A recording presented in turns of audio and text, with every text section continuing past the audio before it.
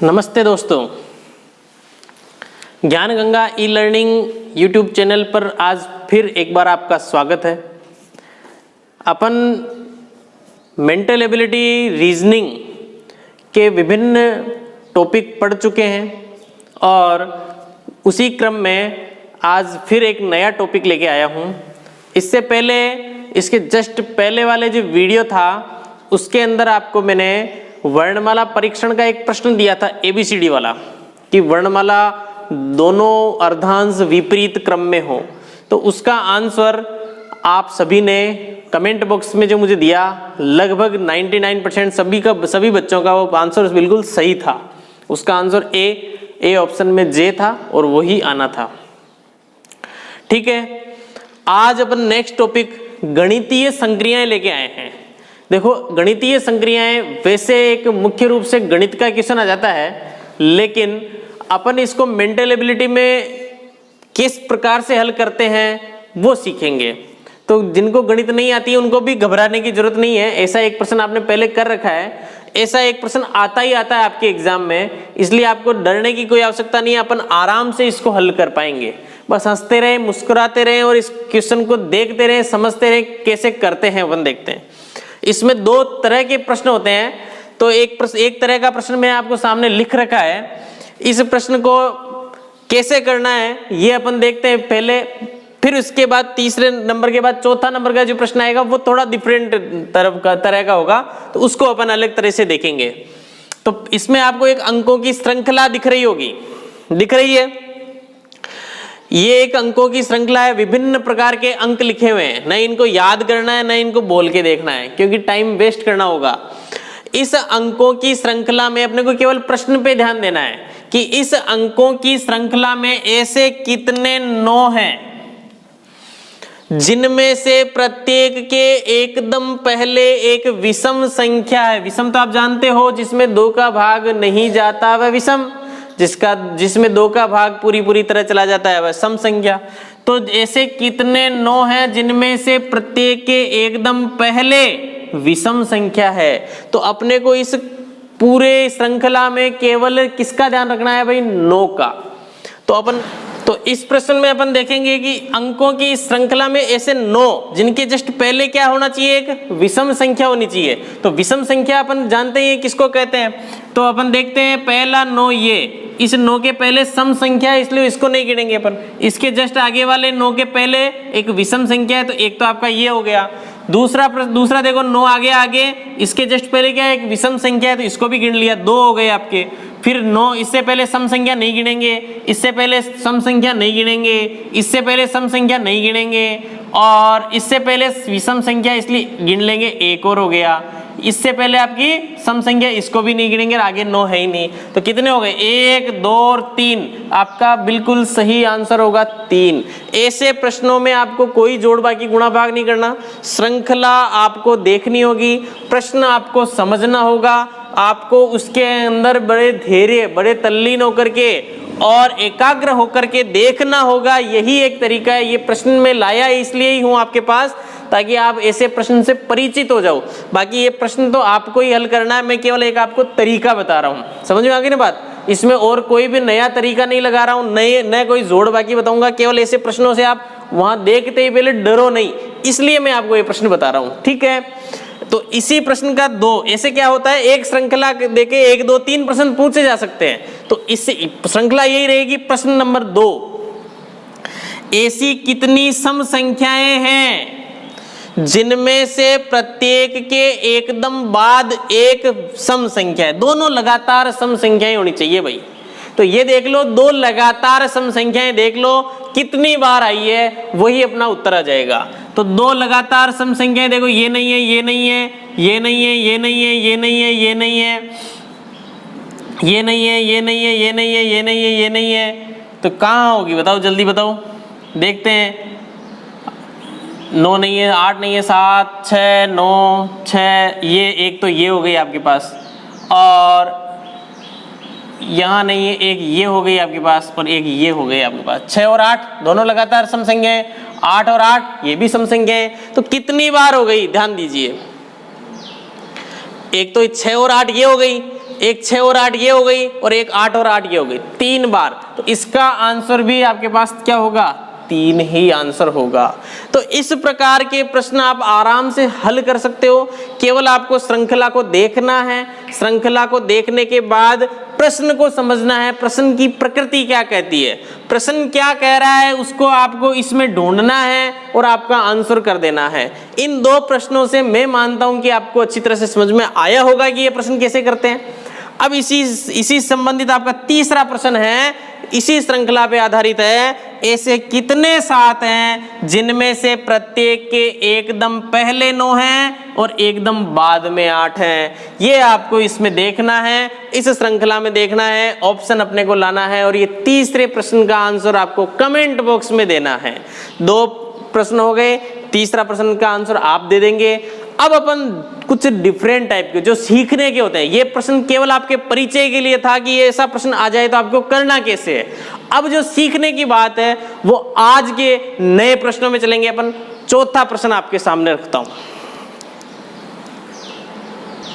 तो चौथा प्रश्न आपके पास, यदि प्लस का मतलब गुणा हो, गुणा का मतलब भाग हो, बाकी का मतलब माइनस का मतलब प्लस हो और भाग का मतलब बाकी हो, तो इस ये जो एक मैट्रिक्स दे रखा है, ये जो संख्याएं दे रखी है, इनमें विभिन्न प्रकार के चिन्ह लगा रखे हैं, इसको अपने को हल करना है, संक्रिया को अपने को हल करना है।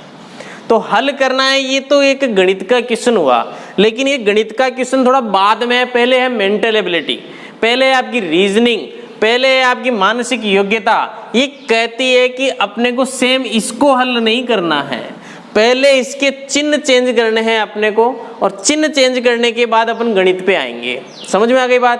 तो गणित मिक्स है, लेकिन गणित का मैंने आपको एक सूत्र बता रखा है, बोर्ड मास, पहले भी बताया, बोर्ड मास। सबसे पहले ब्रैकेट्स हल करते हैं, फिर अपन भाग हल करते हैं, फिर गुणा, फिर जोड़ और फिर बाकी। ये अपने को क्रम वैसे भी अपने को याद है, अपन ने पहले ही बता दिया आपको, उसमें श्रृंखला में दिखाया था, अक्सर श्रृंखला में आपको मैंने ये प्रश्न का ये सूत्र बताया था आपको। तो इसको हल करने का बेस्ट और सबसे सरल तरीका बता देता हूँ।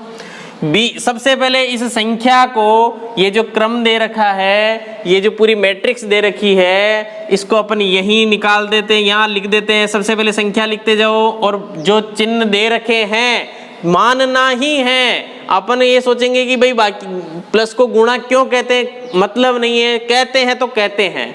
इसलिए माइनस को क्या कहा है भाई, प्लस। यहाँ पर बहुत ज्यादा ध्यान रखना है, अगर एक भी चिन्ह आपने गड़बड़ कर दिया तो आपका प्रश्न 100.1% गलत होगा। इसलिए आपको इसको, ये चिन्ह को बिल्कुल भी गलत नहीं करना है। माइनस का क्या कह दिया, प्लस कह दिया, प्लस लिख दिया, 8 लिख दिया। गुणा को क्या कहते हैं भाई, भाग कहते हैं, भाग करके और 4 लिख दिए। भाग को क्या कहते हैं भाई, माइनस कहते हैं, 3 लिख दिए। और प्लस को क्या कहते हैं भाई, गुणा कहते हैं, 2 लिख दिए। ठीक है, मेरा मानना है कि जब आप ये क्वेश्चन करो तो एक बार वापस मिला लिया करो, ताकि गलती रहने की, कोई भी चिन्ह में कोई गलती नहीं रहनी चाहिए। उसके बाद अपन चलते हैं। तो सबसे पहले क्या करते हैं, अब यहाँ पर आपके ब्रैकेट्स तो है नहीं, भाग से ही चालू है, तो भाग करते हैं। 20 प्लस 4 का भाग 8 में कितनी बार देंगे, 2 बार। माइनस, आप चाहो तो गुणा भी यहीं कर लो, 3 दूनी 6। अब आपके पास जोड़ बाकी हो गया। जोड़ बाकी तो आपको पता है, जोड़ जोड़ को जोड़ लो और बाकी बाकी को बाकी कर लो। तो 20 और 2 कितने होते हैं, 22 माइनस 6 कितने होते हैं, 16। आपके इसमें आंसर होगा 16। तो कहने का मतलब, ये जो गणितीय संक्रियाओं वाला जो प्रश्न है, इसमें गणित का कुछ मिक्स आता है। पहले मेंटल एबिलिटी होगी, चिन्ह को क्या बताया, संकेत दिया गया होगा, उन चिन्हों को अपने संकेत द्वारा सही क्रम में जमाना है। फिर आपको बोर्ड मास सूत्र के द्वारा इस क्वेश्चन को हल कर लेना है। यही एकमात्र इसका सबसे सरल और सबसे तेज और सबसे सटीक आंसर लाने का तरीका है। ठीक है, तो नेक्स्ट क्वेश्चन चलते हैं अपन। इसी प्रकार का प्रश्न होगा आपका 5वां प्रश्न। तो अब 5वां प्रश्न देखते हैं। यदि प्लस बराबर माइनस हो, माइनस बराबर गुणा हो, गुणा बराबर भाग और भाग बराबर जोड़ हो, जो भी है अपने को वहां पर सोचना नहीं है, टेंशन नहीं लेनी, क्योंकि अपन तो हल करने वाले हैं इसको। तो ये आपकी संक्रिया दी गई है, इसको अपन को हल करना है। कैसे हल करेंगे? देखो सबसे पहले तो पहली संख्या लिखो 2। भाग को क्या कहते हैं? जोड़ कहते हैं भाई 6। गुणा को क्या कहते हैं? गुणा को कहते हैं भाग भाई। भाग को क्या कहते हैं भाई? वापस जोड़ 2। अब आप देखो यहाँ पर ये काम नहीं है यार, ये काम प्लस माइनस तो यहाँ पे काम ही नहीं है, क्योंकि भाग और गुणा ही तो दे रखा है। कोई बात नहीं आया तो जो दे रखा है वही तो हल करेंगे। तो अब इसको, इस संक्रिया को अपन हल कर लेते हैं। 2 6 6 2, सीधी सी बात है। तो अब यहाँ पर सबसे पहले क्या करेंगे? भाग करेंगे या जोड़ करेंगे? अरे भाई भाग ही तो करेंगे। 2 + 6 का भाग 6 में दिया। हाँ ये भी तो देख लो आप, किसका भाग किस में दिया जाता है, ये भी आप यहाँ समझ लो पहले। जैसे यहाँ पर 4 भाग 2 हो तो किसका भाग किस में देंगे भाई? निश्चित रूप से 2 का भाग 4 में देंगे। लेकिन अगर यहाँ हो 2 भाग 4 तो क्या करोगे भाई? 2 का भाग 4 में दोगे? बिल्कुल नहीं, 4 का भाग ही 2 में दोगे। आंसर आएगा 1/2। तो ये ध्यान रखना। 6 का भाग 6 में दिया, आंसर कितना आया? 1 + 2, आंसर कितना आएगा आपका? 5। कितना आएगा? 5 आंसर आपका होगा। ठीक है, तो इसमें ऑप्शन है क्या? डी ऑप्शन आपके पास है। तो बाद वाली संख्या, भाजक का जब चिन्ह हो तो बाद वाली संख्या का पहले वाली संख्या में भाग दिया जाता है। इस प्रकार से आपके 5वें प्रश्न का उत्तर इस प्रकार आया। बताओ है क्या कठिन? मेरे हिसाब से तो बिल्कुल भी कठिन नहीं है, और आपको घबराने की कोई आवश्यकता नहीं है, क्योंकि ऐसा ही एक और प्रश्न अपन कर रहे हैं। आपके सामने है छठा प्रश्न। तो छठा प्रश्न है आपके पास, यदि किसी सांकेतिक भाषा में वगैरह कुछ भी कह सकते हैं, वो प्रश्न की जो लैंग्वेज है वो किसी भी प्रकार की हो सकती है, लेकिन मैं मेन चीज लेके आता हूं ताकि शॉर्ट में प्रश्न लिखा दूं और शॉर्ट में अपन सीख जाएं। वीडियो ज्यादा बड़ा नहीं हो और आपको समझ में भी थोड़ा ज्यादा आ जाए। P बराबर गुणा हो, Q बराबर भाग हो, R बराबर जोड़ का निशान हो या प्लस हो, S बराबर माइनस हो, तो 154 Q 14 S 7 P 3 R बराबर 25 बराबर क्या होगा? अब ऐसे जो आपके अंग्रेजी के वर्ण आ गए, इसमें इनको देख करके आपको घबराओगे क्या?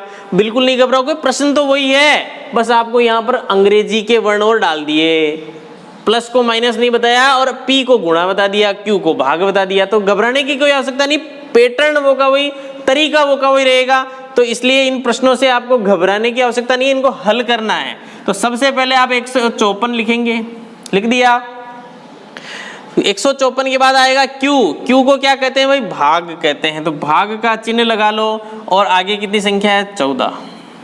ठीक है, फिर आता है S को क्या कहते हैं? माइनस, तो माइनस का चिन्ह लगा लो, संख्या लिख लो 7। P को क्या कहते हैं? गुणा, तो गुणा का चिन्ह लगा लो और आगे लिख लो 3। R, तो R को प्लस कहते हैं, तो लिख लो प्लस और आगे लिख लो 25। क्या दिक्कत है? कोई भी तो दिक्कत नहीं है। अपन ने जिस तरह से पहले वाले प्रश्न किए वैसा ही प्रश्न है, बस यहाँ पर थोड़ा सा वर्ण दे दिए और क्या, कुछ नहीं है चिन्हों की जगह। तो अपन सबसे पहले क्या हल करेंगे? भाग, बिल्कुल भाग ही करेंगे। 14 का भाग किस में देंगे? 154 में। कितनी बार जाएगा? 11 बार जाएगा। -7 गुणा 3, 7 गुणा 3 है ना, तो अपन इसको गुणा भी 7 ही कर लो, थोड़ा कर सकते हैं जल्दी करने के लिए। तो 21 + 25। अब आपके पास ये हो गई जोड़, बाकी 25 प्लस -11, प्लस के 11 है, माइनस के 21 और 25 है। आप चाहो तो प्लस प्लस वाली संख्याओं को जोड़ लो और माइनस को घटा लो।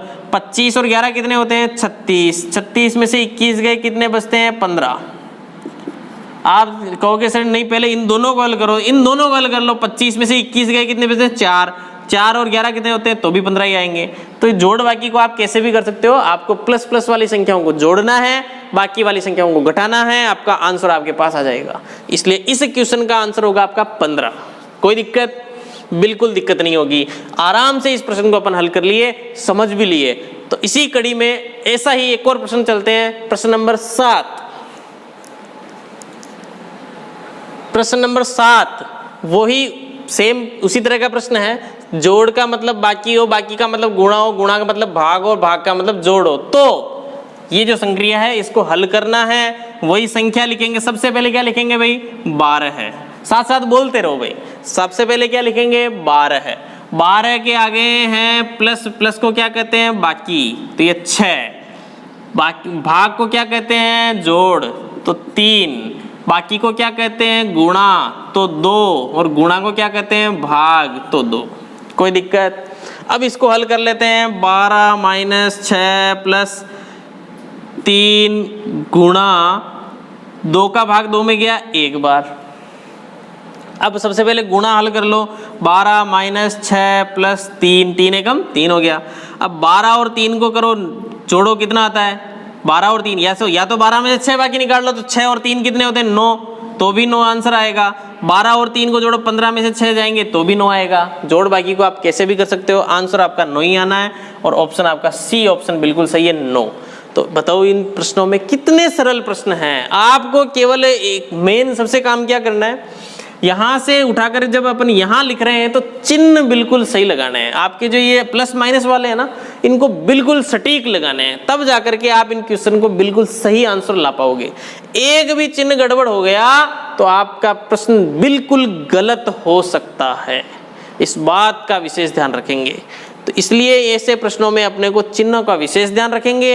एकाग्र चित्त रहना है, घबराना नहीं है, हंसते हुए और ऐसे सोचना है कि ये प्रश्न तो मुझे आते हैं क्योंकि सर ने बता रखे हैं। इसलिए ऐसा प्रश्न आ जाता है तो बिल्कुल निश्चिंत होकर के आपको आंसर करना है। ठीक है, इसी कड़ी में अपन चलते हैं। 8वां प्रश्न आप देखेंगे।